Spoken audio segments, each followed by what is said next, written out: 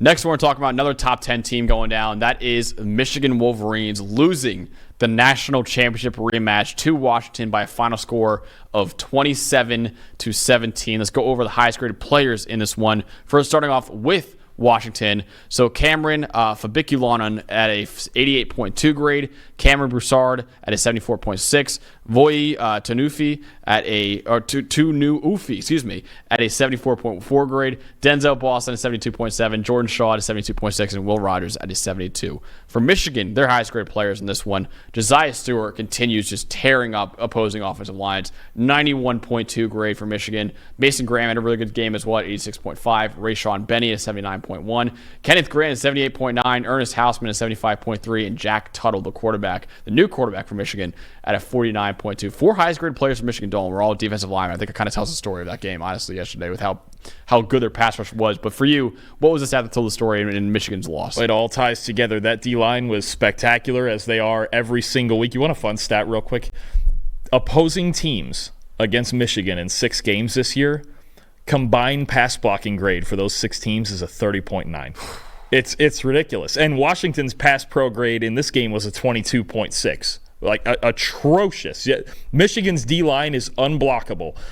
But the one thing coming into this game that I go, you know what? It's the one reason Washington stands a chance is Will Rogers, coming from a Mike Leach offense that he ran at Mississippi State, gets the ball out lightning quick. Coming into this game, his average time to throw was 2.48 seconds.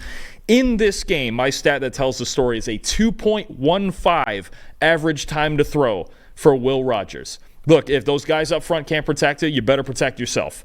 And he did that. And that style, look, 21 of 31, 271 yards, 2 touchdowns, 2 big-time throws. When he was clean, he had a 90.2 clean pocket grade. 25 of his 31 pass attempts came in 2.5 seconds or less.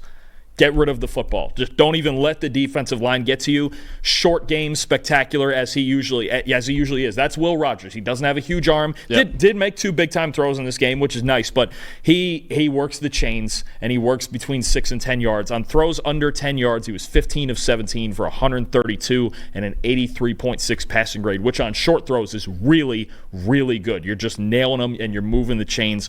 Will Rogers' ability to process and get rid of the ball quickly, and I think it's a big reason why there still should have been some optimism on Washington despite everything they lost, because actually Will Rogers and Jedd Fisch is a really good pairing stylistically, right? And I watching Jedd Fisch at Arizona last year, the big thing that Noah Fafita did, coming off the bench when he just immediately came in hot, get rid of the ball, throw it on time, and throw it accurately. And those are 2 things that Will Rogers can do, and you support it with Jonah Coleman in the run game.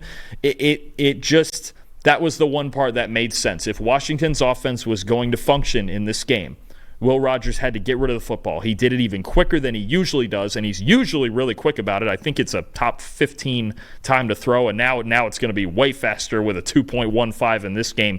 Will Rogers getting rid of the ball and moving the chains was the key to this game. Absolutely, yeah. He was 2.15 seconds as incredibly fast. Oh, yeah. That's insane. And I think when he was, I think it's those clean dropbacks I talked about, I think it was under 2. It was like 195 or something crazy. Just get rid of the football. Yep, definitely. It's a great job by Will Rogers getting that win. Other side, the other passing game, Wolverines have none. They have nothing in the passing game right now. Michigan in this game on 3.3 air yards per completion. So every completion they had was basically 3 yards downfield, was the stat that tells the story for me. Jack Tuttle was inserted for Alex Orji in the second quarter. This is now Michigan's 3rd quarterback in 6 games now. Jack Tuttle wasn't great, though. 37.6 passing grade, no big-time throws, 2 turnover-worthy plays, 2 for 5 on 10-plus yard throws. And to the quarterback's credit, and I won't give Michigan quarterbacks a lot of credit at all, but to their credit, outside of Colston Loveland, who is there to throw to, honestly? So this passing game is an absolute disaster right now. A disaster. They can't do anything in the passing game. It's horrible right now. And you look at their schedule. They play Illinois, they play Oregon, they play Indiana, they play Ohio State. If this offense is this one-dimensional, all 4 of those teams have a shot at beating Michigan. All 4 of them, honestly. So Michigan's already got 2 losses on the year, and you got 4 more difficult games, and your offense is this one-dimensional. If your run game isn't carrying you to victory, and we saw in that USC game, on the final drive of the game, 2 minutes left, got to go all the way down, score a touchdown. Usually, in 2-minute drills like that, when you're on your own 20, you would start throwing the ball. They're like, nope, we're going to run the ball. And if we lose, running the ball, that's how we lose. And they got all the way down. They scored a touchdown to their credit. But if your offense is this one-dimensional, it's so hard to pick Michigan in a lot of these big games now because you just look at them and you're like, they can't do anything over the air, like nothing through the air. It's not like, oh, they're bad through the air. No, they can't do anything through the air right now. So Michigan's passing game is a disaster right now, and this is what's holding this team back from being a top 10 team and a playoff contender, honestly. Look, any casual football fan, anybody, casual, diehards, whoever, is going to look at two teams when they match them up and look at them pregame and go, first thing they're going to ask, all right, who's the quarterback? Yeah. And for Michigan, they're at a disadvantage every single week. And look, they had at the start of training camp, they had a 5-man quarterback competition.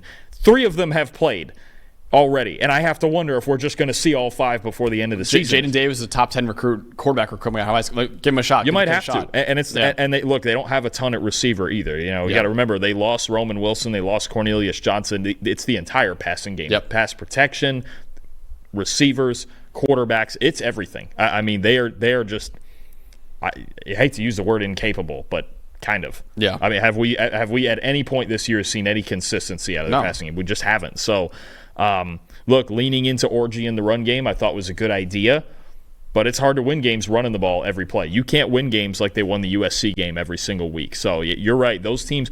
This is another one with that quarterback situation. What chance would we give them against Ohio State or Oregon right now? I mean, not a lot. How could they score on Ohio State's defense right now? The way Indiana's playing, and now you have other teams. And you have Illinois that defense. You have other teams that aren't usually a threat to Michigan, who are a serious threat to Michigan because they just don't have a passing game at all. Yeah, definitely. So, Dalton, for you, what was the most impressive part though for this game? It's funny enough. I'm going to actually stay on the Michigan side. Okay. Josiah Stewart is having an incredible year. Look, he's leading all defensive players for the season right now in overall grade, pass rush grade, true pass rush grade, and pass rush win rate. He's got a 31.3% pass rush win rate for the season. Damn. You want a comparison? Leatu Latu, the PFF god last season, was I think a little above 26. Wow. It's nuts. In this game, 91.5 pass rush grade, 6 pressures, a sack, 3 stops, 50% pass rush win rate in this game. He's unstoppable. And I thought on game day yesterday, Nick Saban did a great film bit on Graham and Grant being so good inside that Josiah Stewart's getting a boatload of one-on-one matchups. You still have to win those. I don't think Josiah Stewart can be blocked one-on-one either. And you already had 2 guys inside that you couldn't. And Derek Moore didn't even play in this game. Yeah. I mean, so you're talking Josiah Stewart. We've been talking about there being 2 Michigan D linemen taken in the first round. You might get 3. Yeah. He's been that good. He is the highest graded defensive player in the country right now, and it's not even close. What he's doing up front for Michigan, and I know the team success and the wins and losses, it's ugly right now, especially with their offense, but Josiah Stewart is working himself into a level like as good as Mason Graham and Kenneth Grant. Yep. Seriously, I mean, it's just incredible what he's doing. So, again, the Michigan defensive line is the one constant, and what Stewart is adding to it right now on almost every down, especially as a pass rusher, is incredible. Yeah, even the Texas game, too, where Texas has 2 NFL tackles in Kelvin Banks Jr. and Cameron Williams. And he was the best player. And he was still the best player. Like, he is getting a lot of one-on-ones because of how good those 2 D tackles are, but he is winning all of those one-on-ones, it seems like, right now. So, yeah, he has been fantastic this year, and yeah, he might be playing his way into the first round. My most impressive part, going to the Washington side for a little bit, their run defense. Listen, wasn't spectacular. They gave up 5.1 yards per carry and 178 yards on the ground. But it was good enough. 178 yards on the ground to Michigan's run game. All they do is run the football.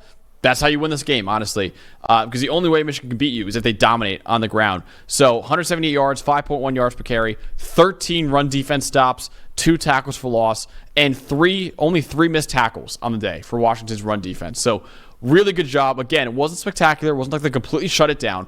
But you don't need to against Michigan. Honestly, just be good enough against the run, and you're going to shut down the offense completely because they can't throw the ball at all. So Washington's run defense, I want to shout them out. Again, it was good, but it was good enough to win this game. That's ultimately how Washington was able to pull off a top 10 upset over Michigan.